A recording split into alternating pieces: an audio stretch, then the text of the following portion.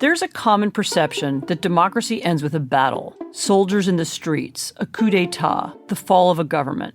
But we know that democracy can be lost one little step at a time. We've reported on it and lived through it. And when we look at America today, right now, we see a place where the slide to autocracy has already begun. It's not some distant future, it's the present. I'm Ann Applebaum, a staff writer at The Atlantic. I'm Peter Pomerantsev, a senior fellow at the SNF Agora Institute at Johns Hopkins University. We're the hosts of a new podcast from The Atlantic, Autocracy in America. Subscribe to the show wherever you get your podcasts.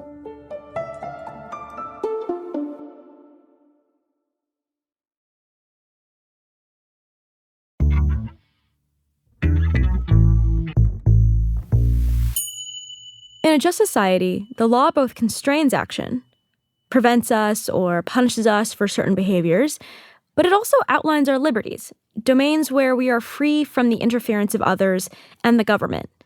It outlines the rules of the road so that anyone can play and demand fair treatment. The laws that govern contracts, govern marriage, govern what we owe to each other, all of these bind and free us in turn. But what was the law to a slave? My name is Jerusalem Demsis. I'm a staff writer here at The Atlantic, and in today's episode of Good on Paper, I've asked Berkeley historian Dylan C. Penningroth to join me to investigate this very question. Dylan wrote a highly acclaimed book titled Before the Movement, The Hidden History of Black Civil Rights, where he complicates the traditional narrative about how slaves interacted with the law and the unexpected ways they interacted with the legal system. But I'll let Dylan explain that narrative. It's the one we're familiar with. The master narrative of African Americans in the law, I think, is at some level pretty simple. It's that they were oppressed by law. They were outsiders to law. That if they had any contact with law, it was as an oppressive force. And so that, I think, is true as far as it goes, but it has some consequences. So when you think about Black people as outsiders to law, it's part of this larger narrative that I call the freedom struggle narrative, which, broadly speaking, and I'll sort of caricature just for a moment, it tells a story of Black people who are outsiders to America and who, over the course of 250 years, gradually move toward greater inclusion, more equal rights, from no rights to equal rights, from slavery to something like freedom. In Dylan's telling, this traditional narrative misses the full picture.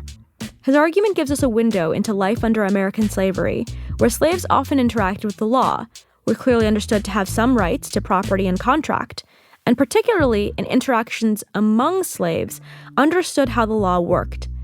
That is, we're used to thinking of the history of Black Americans and the law as being the relationship between Black and white Americans. What Dylan's book does is show how much of Black Americans' relationship to the law happened among Black people themselves. And perhaps most surprising to me was that even white slave owners and the soldiers defending their rights couldn't ignore the obvious humanity of the people they were enslaving. That's where we begin, with the story that pushed Dylan to write this book. You start off the book with a story. It's a 1976 tape recording that your uncle Craig Baskerville made. And I know you say that, you're not trying to overturn sort of the freedom struggle narrative, but it was shocking in the way that you describe it to be shocking. So I'm hoping for the listeners you can tell that story and sort of explain how it pushed you down the road of telling the sort of new history of Black Americans. Sure. So this is a story that I probably heard a few times when I was growing up, but I really didn't grasp it until I got a recording from my mom. It was a little cassette tape that her brother made, Craig Baskerville, of his great uncle, Thomas Holcomb. So on the tape, one of the very first things that Thomas Holcomb says, and Uncle Craig's sort of asking him about the family history, Uncle Tom says that his father, Jackson Holcomb, was a slave, that his mother was a slave too, Louisa Brown. And then he says Jackson Holcomb had a boat. And then he goes on to tell this story about how in the last days of the Civil War, after the Battle of Richmond, there are all these Confederate soldiers running through the woods, and they come to the Appomattox River where Jackson Holcomb has his boat. And he carries them across the Appomattox, ferries them across. And then when they get to the other side, they paid him. And so I'm kind of thinking about this story and wondering, like, hold on a second. Like, these are heavily armed white men, Confederate soldiers fighting to preserve slavery, to keep men like Jackson Holcomb in slavery. They have no legal obligation, and they don't really need to pay him anything, but they do. And so that kind of set me off wondering, not just why did they pay him, but why did it seem so taken for granted for them to pay him? And as I dug in, I realized that the story that I just told, the story of Jackson Holcomb and his boat, it's part of this larger world of privileges that's very much intertwined with, it's mixed up with, not a world outside law, but with law itself. The reason they paid him is because white people in the South in 1865 were used to paying enslaved people for services rendered. They were used to seeing enslaved people having boats, having property, chickens, horses, and so forth. Jackson Holcomb could not have sued to get his boat if they had taken it. He couldn't have sued for breach of contract if they hadn't paid him. So he didn't have rights, but he had privileges, and those privileges were powerful enough and broadly enough understood that these Confederate soldiers paid him without any questions. And that's the story that sort of begins the book and kind of sets up this longer story that I want to tell about Black people's relationship to law, their relationship to one another, and about civil rights. So when you dive in after hearing the story and deciding to look into this question of what sorts of, I guess, what you call privileges were available, what did you find? What sorts of privileges was it? I mean, it sounds like what's implied here are contract rights and property rights. What other things were you finding, and kind of what are examples of that? Right. So when we think about what civil rights meant in, say, 1850, most Americans would have said something like, it's the right to contract, the right to property, and the right to go to court, sue and be sued. I call these the rights of everyday use. Abraham Lincoln campaigned for president on a platform that said that all men, right, including free Black men, are entitled to these basic fundamental rights. For him, that was the line between slavery and freedom. So slaves didn't have civil rights, so they couldn't sue over property, and they didn't have legal rights of contract or property. But they had these privileges, and I'll just give an example of one privilege that slaves had and why it was that they were allowed to have these privileges. So one privilege that many slaves had was the privilege of working after hours and to earn money. And so in many different parts of the South, you had enslaved people who would come home, after working 12 or 14 hours in the fields, and they would go and they'd spend an hour or two working a garden of their own. They would raise chickens. If they were lucky, they could raise cows and more expensive livestock. And they would basically use the proceeds of these things to make their lives better. But, a lot of what slaves are doing is they're trying to nourish themselves beyond the corn and fatback that their masters are giving them. Now, why did masters let enslaved people do that? The answer is that it saved the masters money. It was good for the bottom line, for their profits. That's why they did it. The second reason they did it is because they never had to acknowledge these things as rights. Again, they were powerfully understood, broadly shared understandings. But of course, if an enslaved person had tried to go to court and say, well, my master didn't allot me the garden plot that I'm entitled to, the court would have laughed him out. But there is this kind of baseline understanding. And so one of the things that I say in the book is that because enslaved people had these privileges, that when freedom came, the advent of civil rights, that is, the idea that Black people could have rights and be citizens, was actually not such a huge step for white Southerners to take. Now, of course, there are all these questions about dignity. They weren't willing to grant that. They weren't willing to grant what they called social rights, and they certainly weren't willing to grant political rights to Black Southerners. But when it came to these basic civil rights of property, contract, and standing, it wasn't such an enormous transition for white Southerners, and that had consequences.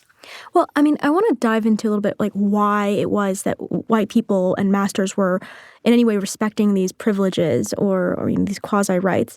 You write at some point that slaves owned property in every legal sense of the word, except that no court would protect their ownership as a right. And you just made that argument here too, but I mean that feels like a significant exception, right? Like if no court protects that ownership, how is it meaningful? Why are they respecting it? What does it mean to the bottom line? Like if the slave has the energy to plot the garden, why doesn't the master make them, continue working for a couple more hours? So what is actually playing out there that makes it in the interests of, the dominant class to allow this to go on? So I think there are two ways to answer that. One, as I said, is that it was good for the master's bottom line. There's kind of what Derek Bell, the founder of critical race theory, called an interest convergence, where the interests of the master converged in some small measure with the interest of the slave. So that's one answer. But I think the other answer that I think you're getting at here is that enslaved people didn't have civil rights. And so when I say that they owned property in every sense of the word except the legal one, that's a very significant one. They couldn't go to court. But that sort of raises a secondary question. How often do we go to court over property or contract? I mean, we really only do it when something goes wrong. And even then, we tend not to do it. Most people, when something goes wrong with a contractor, suing is kind of a last resort. We generally try to work things out outside court because court is expensive, it's unpredictable, all sorts of things can happen in court that you may not anticipate. And, things were not that different in the 1840s and 1850s. So the fact that enslaved people couldn't go to court meant that, yes, they couldn't do anything about it legally if the master decided to take away that privilege. They could go on strike. The master could punish them, but then you're into a spiral, which is profoundly unprofitable for the master and dangerous for the slave. So there's this kind of negotiated balance. When it goes wrong, the slaves are out of luck. But when it is working, the masters are perfectly willing to let enslaved people have these privileges as long as they don't try to claim them as rights. Mm-hmm. I guess the other part of the story is that white people are operating in this same world. So if slaves aren't going to court over property, neither are white people. And so when you think about how does a white person in 1850 own a cow? Well, it's not because there's a policeman standing behind waiting to arrest anyone who touches the cow. It's because most people in that area have seen the white person with the cow, understand the white person's relationship to the cow. In other words, property in general isn't so much a relationship between a person and a thing. It's a relationship among people about a thing. And enslaved people are participants in the same system of property that white people are. It's funny. So I read a lot about housing and I've done a lot of research on kind of segregation and how the color line broke down in residential segregation. And there's this great paper, economist Alison Scherzer and her co-authors, they talk about how they were able to look at like block by block and see how it segregated and desegregated and the prices that were paid for different homes and rentals. And they find that, quote, to induce incumbent white owners to sell to a black family, these pioneers paid a premium of roughly 28% relative to the prices that white homeowners were paying on the same block. And so, I mean, in that story, that's much further past where we are right now. But you see that the color line is not broken down because you have individual white homeowners deciding, out of my own beneficence or desire to be a good person or belief that black people are actually equal partners in the law. It is that there's a financial incentive here. And that seems like a through line that you're drawing all the way back to slavery, is that it just was easier. It just was easier. It was less costly. It was less difficult to allow people their dignity. And I wonder how much of that is kind of a theme of your work. Absolutely. It's a theme throughout, and it threads through a bunch of different things that I talk about in the book. So, for example, efficiency, or the efficiency costs of going to the trouble of carving out a separate law of property for black people. That's a through line. the costs that white lawyers would have had to endure if they had either declined to take black clients or segregated them on their books. That's another theme. In many different ways, you see white people over and over again recognizing black people's rights, not so much because they are, committed to a cause, but because it's good for them in some sense.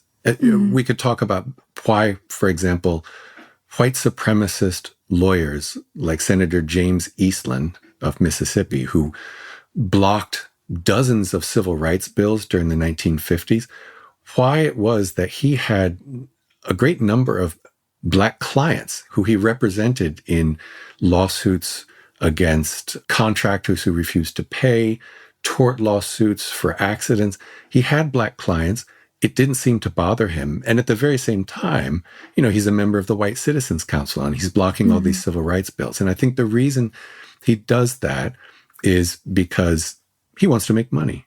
And there really isn't sort of a threat to him or a threat to the system of white supremacy. In other words, his interests are converging with those of black people. And you see that again and again in the stories that I tell.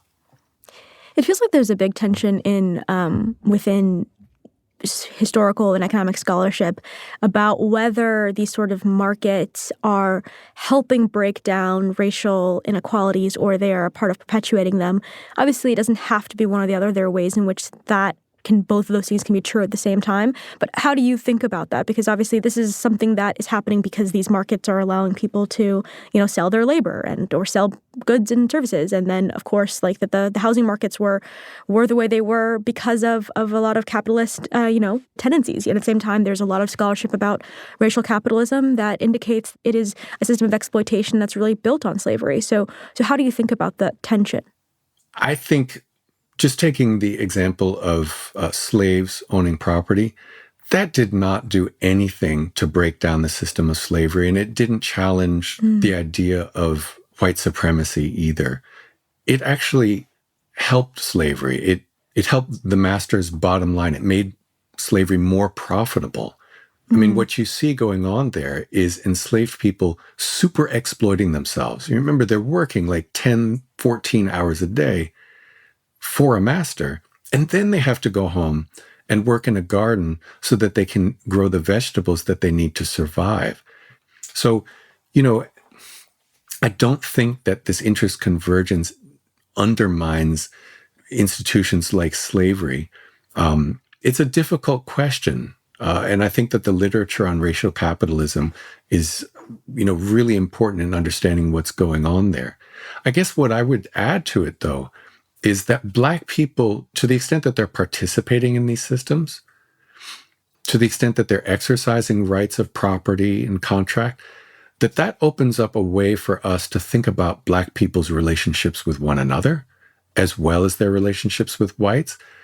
And a lot of the way that black people negotiated their relationships with each other as parents and children, as friends, as neighbors, was through law. And when I say law here, they're not negotiating their relationships through what we think of as civil rights law, that is anti-discrimination law, federal anti-discrimination law. It's not in the Supreme Court. That's not how they're doing it.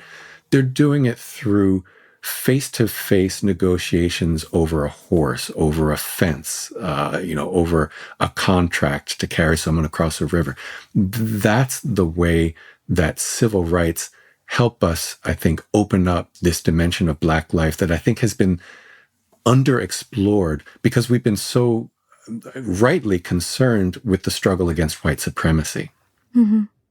It's interesting. I think I don't even have a definitive point of view on this yet, but in my sense, it does feel like there are ways in which these interactions do help break down white supremacy. Like, even having to recognize that this person is capable of these sorts of interactions. The fact that, I mean, this Confederate soldiers, right? Like, these are not repeat players trying to cross the river when they're coming to your ancestor there. I mean, these are people who are just like, all right, well, this is a person who's making a claim to me. Like, I'm recognizing at some level this humanity in this interaction that we're having together. So I wonder, I mean, it's interesting that you don't see that as playing a role in breaking down sort of the idea that there is like no dignity. I mean, no one would ever pay an animal to cross them across a river.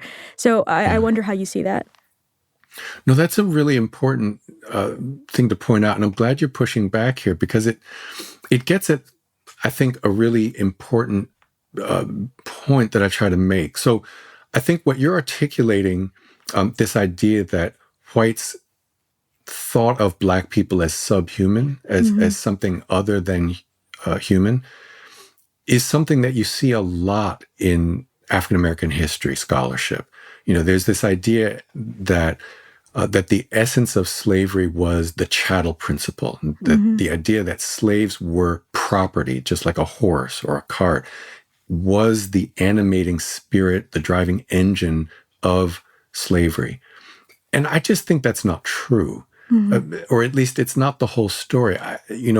If anything, the genius of slavery is that it could be so many different things at once, that in one situation, a master could treat a slave as a thing, but in another situation, a master would treat a slave as an agent, someone who is exercising the master's prerogatives on his behalf. And so the mutability of slavery, I think, is what gives its enduring power. There's a larger issue tied up here, though, and that is that the chattel principle idea, this idea that the essence of slavery is that the slave is a thing, a person with no rights, that actually is at bottom, or at least it echoes, an abolitionist argument that later becomes an important component of the Republican Party's platform that sends Abraham Lincoln to the White House. That is to say, they portrayed slavery as an institution that reduced people to things, and they portrayed freedom as an institution that made people the opposite of slaves. And they went a step further, and they said that the difference between slavery and freedom was civil rights, that the powers, the rights that made you more than a thing, more than a horse or a cow, was the right to property, the right to contract, and the right to go to court. That, I think, you can sort of see where this is going. It's a powerful argument. It also, I think, is part of the animating spirit of the ultra-conservative Roberts Court. It animates a lot of libertarian discourse. And the basic idea is, you take it a step further, those mark the difference, the bright line between slavery and freedom, and that's all you need. All right, time for a quick break. More with Dylan when we get back.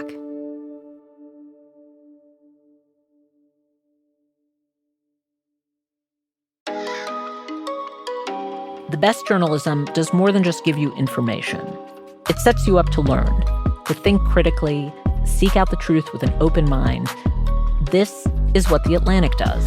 It teaches you to question yourself, seek out new perspectives, separate fact from fiction. Now, in this back-to-school season, for a limited time, you can get $20 off when you give someone an Atlantic gift subscription. Start them off on a lifetime of good learning at theatlantic.com/learning.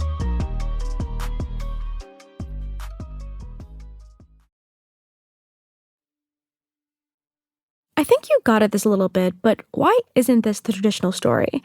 Because when I read your book, I realized that I had implicitly absorbed this idea that there really wasn't anything going on amongst slaves and the law, and that even during Jim Crow, like the idea that people would really be doing anything other than being oppressed by the law, I mean, that's just not how I thought about history.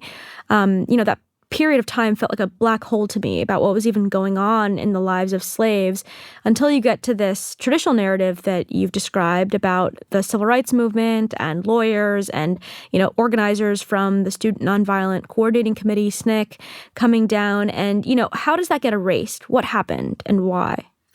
So Let's take it into the Jim Crow period, and I'll just take one important example of what we're talking about here. So think about, Black colleges, like Spelman, Howard, Morehouse. These are all founded in the late 1800s. So are Black fraternities, many Black churches. These are among the most important and wealthy institutions in Black communities. They all get founded in the late 1800s, and they represent enormous concentrations of Black wealth. Less than white people, but nevertheless, they're important. Then, too, consider that Black people in about 1915 owned about 15 million acres of land, and almost all of it was in the South. That's around the peak of lynching. So there's this way in which the story that we tell about Jim Crow fails to account for, or at least it has to sort of shunt off on a separate track, this story of Black achievement. And, what happens when we don't take account of the story in this way is, I guess, a couple of things. One is it's hard to make sense of it. Mm-hmm. And two, the only way I think to make sense of it is to take account of, number one, this interest convergence. And number two, it's to take account of power dynamics among African Americans.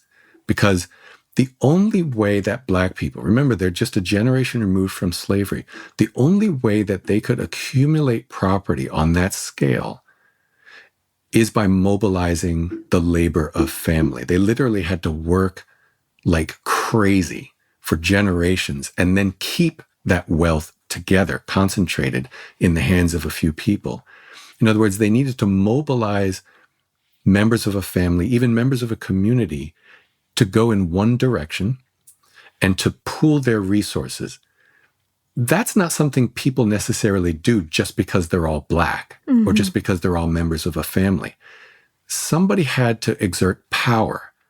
And so a lot of the story that I tell about Jim Crow, and indeed this has implications for the period of civil rights struggle, is about how Black people formed organizations or how they thought about existing social organizations like family, how they made decisions about the structure of power, rights and privileges to resources within those social organizations, and who was part of it. To put it in a nutshell, who got to decide who belonged in the family, and what did it mean to be a member of a family? And so you talk about this in your book, you talk about how SNCC organizers, who are usually cast as kind of the heroes of the civil rights movement or one of the heroes of the civil rights movement, you talk about them kind of critically. It seems that you view them as having perpetuated the idea that Black Southerners had, no sense of the law. What led you to see them as being perpetrators of that narrative, and why did that happen? Well, it was really some of the SNCC organizers' own words that I was reading. They were quite critical of, some of them were quite critical of SNCC. John Lewis was one. And, one of the things that he wrote in his autobiography was that SNCC had horrendous troubles with governance. I think there's a line that he writes in his book, quoting members of SNCC, saying something like, SNCC isn't a democracy. It's not an organization. It's not a union. SNCC is a movement. And, to John Lewis, he's on his way out when he writes these words. But to John Lewis, that was a symptom of one of the fundamental problems with SNCC, which is that in its pursuit of radical democracy, it failed to embark on the kind of organizational work that it needed to do. It didn't concentrate power in a president. Anyone could object at any time to any decision that it made. And so, of course, you have these meetings that drag on for hours and nothing gets done.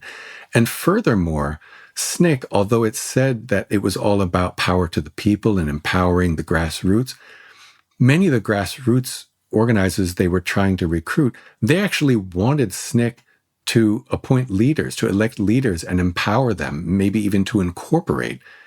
And so SNCC only lasted for, I think, 7 years, and then it sort of collapsed in infighting. You can contrast that with an organization that came a few years before SNCC, the Montgomery Improvement Association. So that's the organization that drove the Montgomery bus boycott.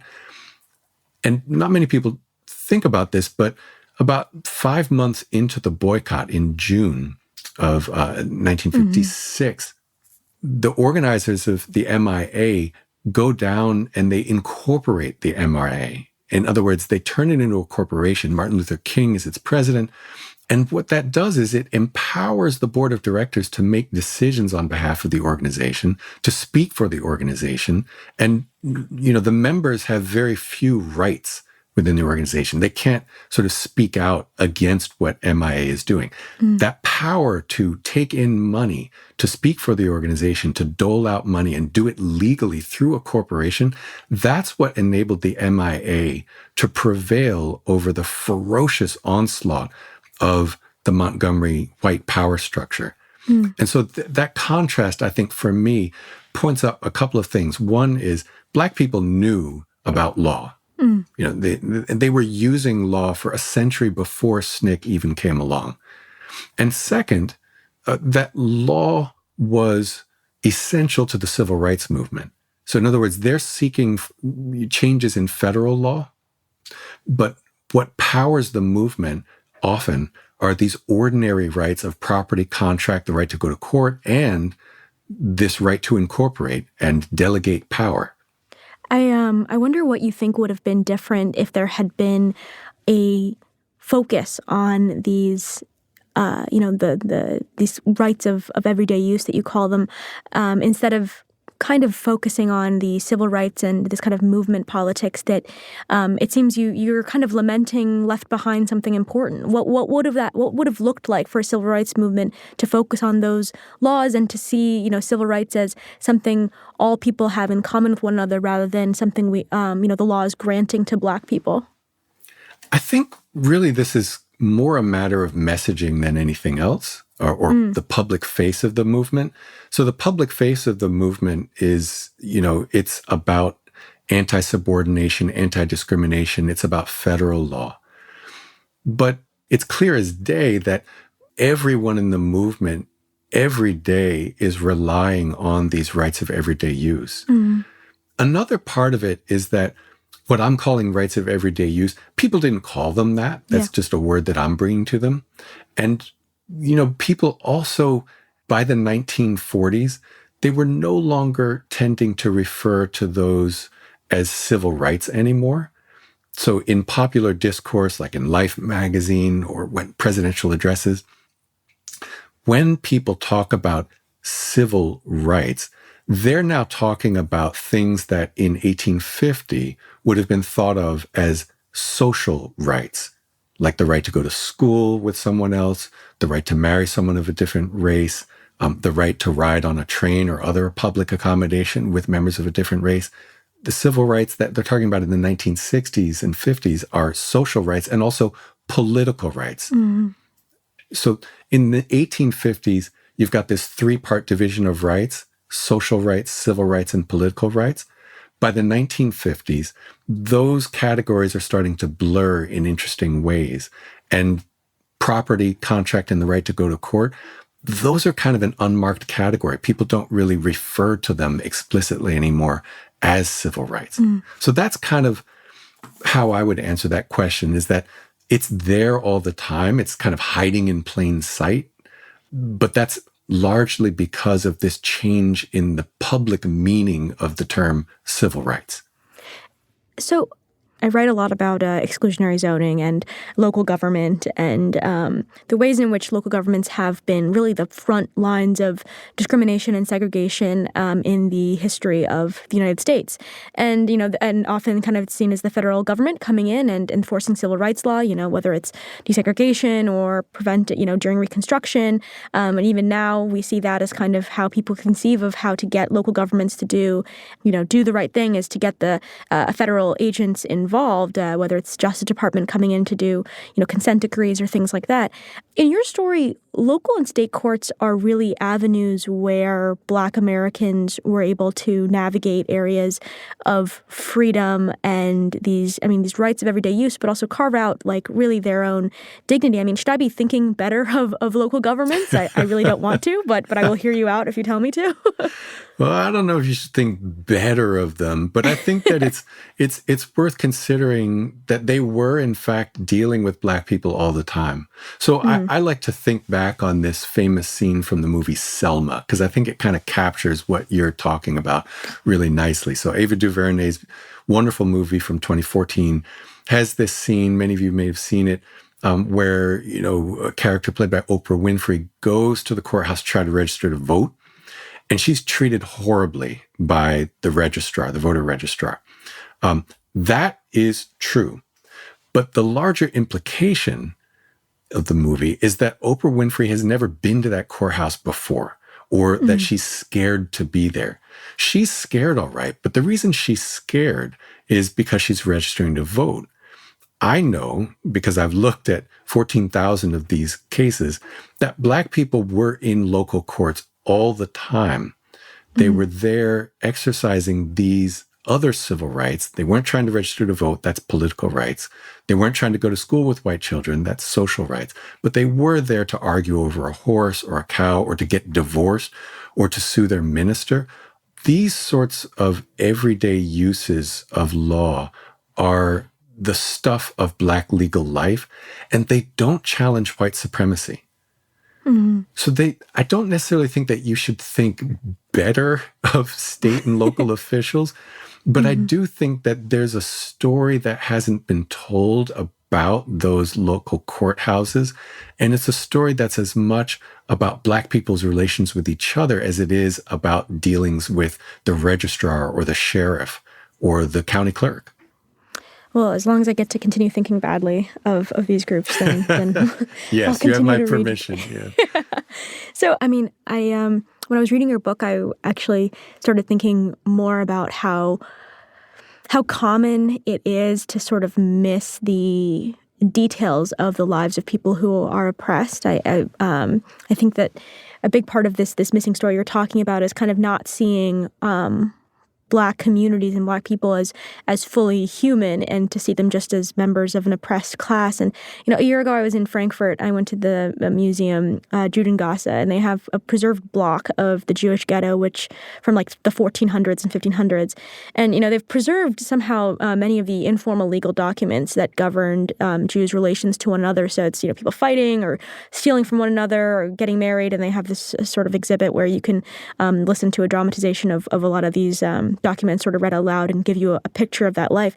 And it just struck me then, and again while reading your book, it's a very common thing to see in historical narratives about oppressed groups, that they're really flattened in this way. I mean, do you view the civil rights arc that you talk about in your story as somehow being particular to the experience of Black Americans in that, in not seeing that full humanity? Or is this kind of a trope that is employed time and again because of how effective it is at getting more support? You have to really erase some of the humanity and the human interactions and the privileges that people do have in order to kind of make your case to a broader public.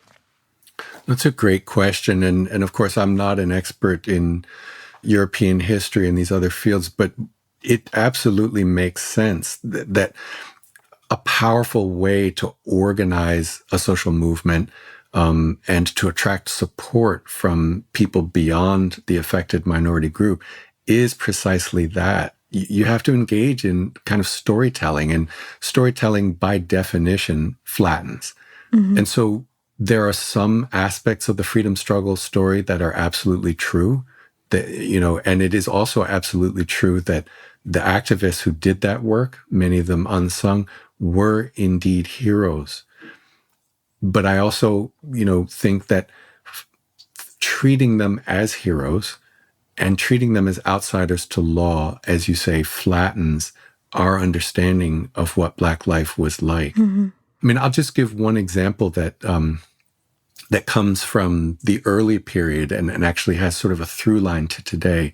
And it's about Black churches. So, in 1966, there was a woman named Vernita Wimbush, who's a member of a CME church, what they called a Colored Methodist Episcopal Church, now Christian Methodist Episcopal Church in Washington, D.C. She writes a letter to her bishop where she says, "Do you remember the March on Washington of 63? And she basically threatens that she and a bunch of her fellow members are going to march on the bishop's house if the bishop does not reappoint the minister they want in their church." So what she's doing here is she's kind of co-opting the language of the freedom struggle in order to fight a battle that she has with her bishop. Vernita Wimbush is one of many Black women who are essentially fighting a two-front war. There's a war against white supremacy in society, and then there's a war against male supremacy in church. I think it's so interesting because you talk about this in your book, and it's interesting how much women were willing to kind of subordinate their cause to or their cause as Black women to just the cause of Black people in the civil rights movement, and how much that story was necessary in order to get them to do that. I wanted to move us sort of to modern day because, one of the things I couldn't help thinking when reading your book is, there's another group of people I think with very different political goals than your books that use some of this sort of rhetoric too, right? So there's been push by some conservatives to recast the era of slavery as having had many privileges and benefits for slaves. For instance, in Florida, there's a debate on a bill, an education bill, and the Republican state rep said, quote, "There's only one way to teach about slavery in Florida, and that is that it was evil. But if we can't have an honest discussion and say that some slaves were paid for their work and were able to actually get a portion of payment that slave owners receive for their labor, then we're afraid of teaching accurate history." I could imagine someone reading your book coming across, the first chapter that's titled "The Privileges of Slavery" and seeing that as somehow simpatico with this argument that slavery wasn't that bad for slaves, or at least that we're missing some of these privileges. How do you think about that debate that's going on and how your scholarship fits into it? Oh, goodness. That's just politicians being politicians. I mean, they're twisting the past for their own ends. Mm-hmm. I thought about this issue, what bad actors might do politically with the things that I was writing about. Mm-hmm. That gets at a really big question. What is the obligation of a scholar? Is it solely to uncover the truth, or how much should we worry about what Ron DeSantis and his cronies on the Florida Education Board are going to do with our work? What I decided is that I was going to tell the story, and that story is not very complimentary to the argument that DeSantis and his people are making. On the one hand, they want to say that slavery was evil. On the other hand, they want to say that there were some good things about it. I mean, evil is sort of a categorical statement, right? Yeah. Something can't be evil, but also good. So their argument is kind of contradictory at bottom.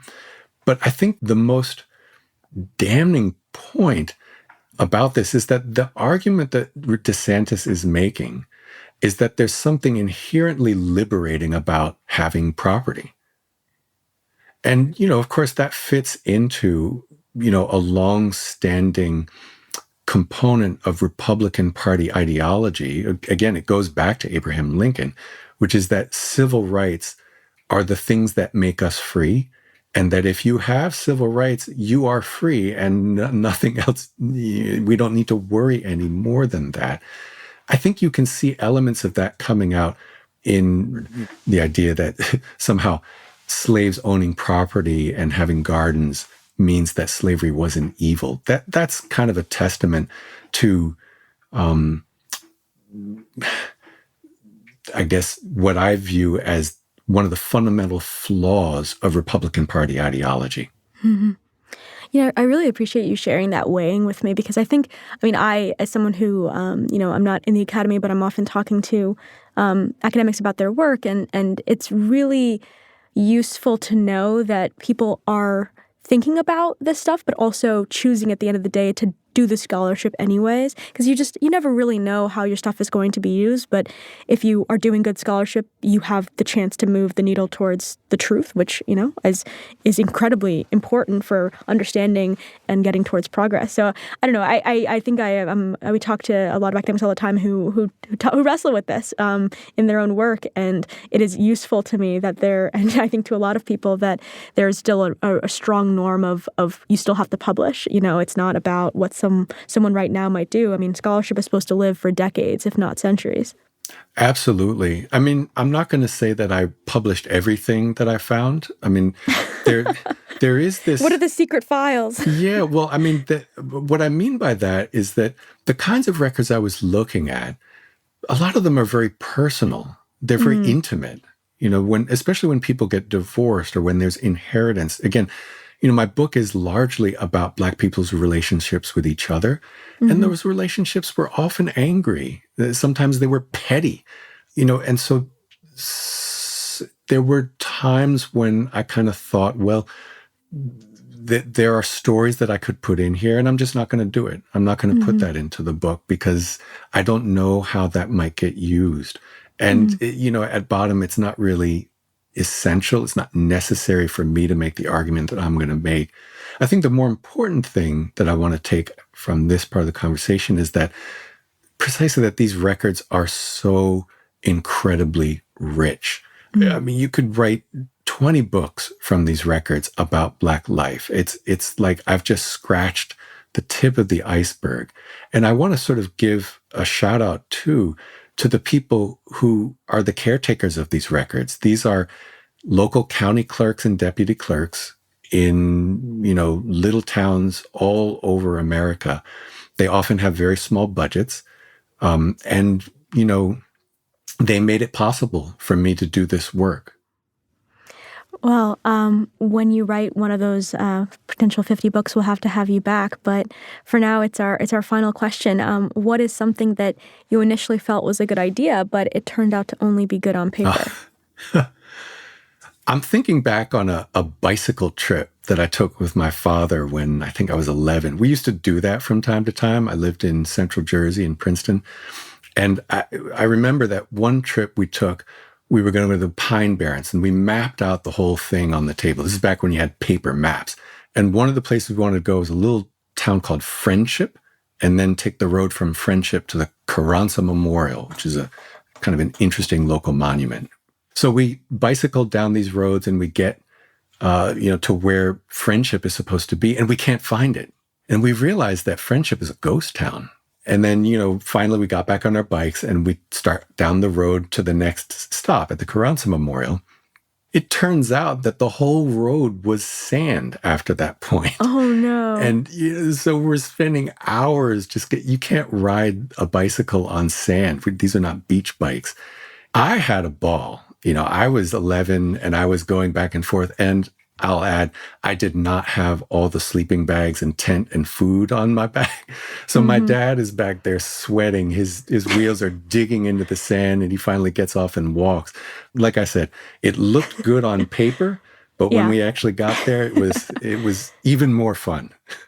I do feel like these are some of these stories about, I think we've had a couple of these now where it's about someone making the wrong turn while on their bike or driving or whatever. And it's funny, it's like, it feels like GPS has taken away this kind of rite of passage for us, now it's like everyone knows, you can even see on Google Maps the exact walkability, what's it going to look like. And, you don't get lost anymore. But, well, thank you so much for coming on the show. This was incredibly, I feel like I just learned so much and I really appreciate you taking the time. Oh, I so appreciate you having me on. Thank you. Good on Paper is produced by Janae West. It was edited by Dave Shaw and Claudina Bade, fact-checked by Anna Alvarado, and engineered by Erica Huang. Our theme music is composed by Rob Smirsiak. Claudina Bade is the executive producer of Atlantic Audio, and Andrea Valdez is our managing editor. And hey, if you like what you're hearing, please leave us a rating and review on Apple Podcasts. I'm Jerusalem Demsis, and we'll see you next week.